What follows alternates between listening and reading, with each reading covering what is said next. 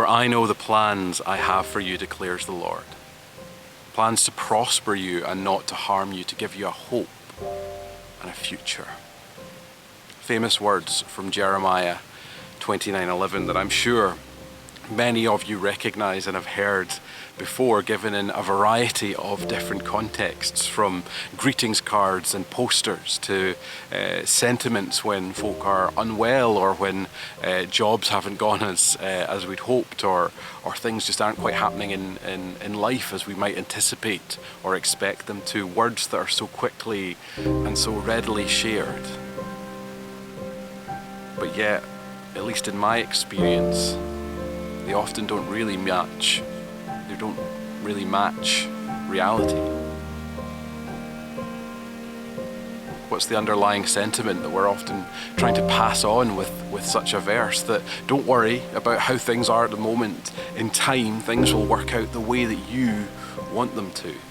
That they might not be going quite so well in the present, but give it a year or two, give it some time, and things will all work out well in the end. But in reality, things don't always seem to work out well in the end, at least not in this mortal life. We all know stories, sad stories of good people for whom life did not go or end as well as we might have hoped. What do those words mean to them? Particularly if they are God-fearing, Bible-believing Christians who really have their heart and soul in all that is Jesus, and yet still life doesn't quite work out as you might hope.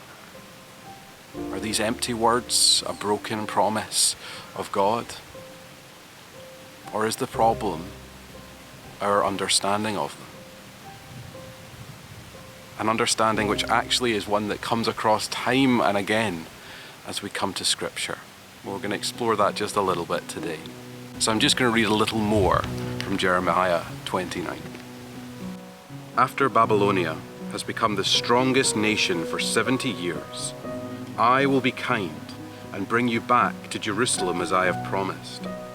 I will bless you with a future filled with hope, a future of success, not of suffering.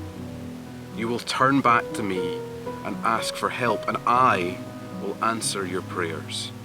You will worship me with all your heart, and I will be with you and accept your worship. Then I will gather you from all the nations where I have scattered you and return you to Jerusalem. These are verses spoken not to individuals, but to an entire nation. A nation who is about to be ripped up from everything that they know. I don't know if you can imagine the fear and the horror of what exile would really be like. But just imagine for a second that the biggest bad on our current world stage has come in, conquered our entire nation, and taken us as the people of the UK and scattered us to the wind. All flung different parts of the world, to places maybe where we don't speak the language, where we don't know the culture, given jobs and tasks that we didn't ask for, possibly even forced into hard labour or separated from friends and family, forced into an entirely different reality from the one that we have now, and told you have no choice, this is your life. That was exile. That was what God's people were facing.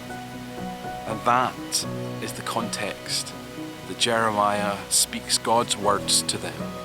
Words of hope, of purpose, of promise, and of future. There's something important that I think we often forget when we read Scripture, that the vast majority of the yous that we find in the Bible are plural. Not necessarily spoken to an individual, but more often than not spoken to a group, a gathering, a people. But yet, at least in my experience, what we tend to talk about in church of faith is a very me-centric faith. It's about me and my relationship with God. And don't get me wrong, our individual relationships with God are very important. But our perspective always must be bigger than just us, than just our comfort. I think think it speaks to something of where we're at as Christians when we take a verse spoken to an entire nation cast into exile and make it about our own comfort. That's not what's going on here.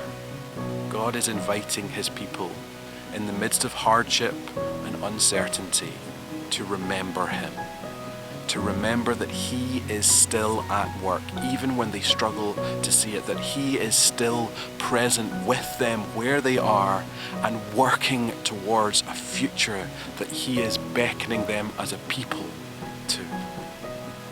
That is true for us as Christians. Life in the immediate around us may not always work out as we hope. It may not even end in this mortal coil as we hope, but yet God is still at work, still moving, still shaping a plan that stretches from one side of eternity to the other. A plan that we are invited to be part of.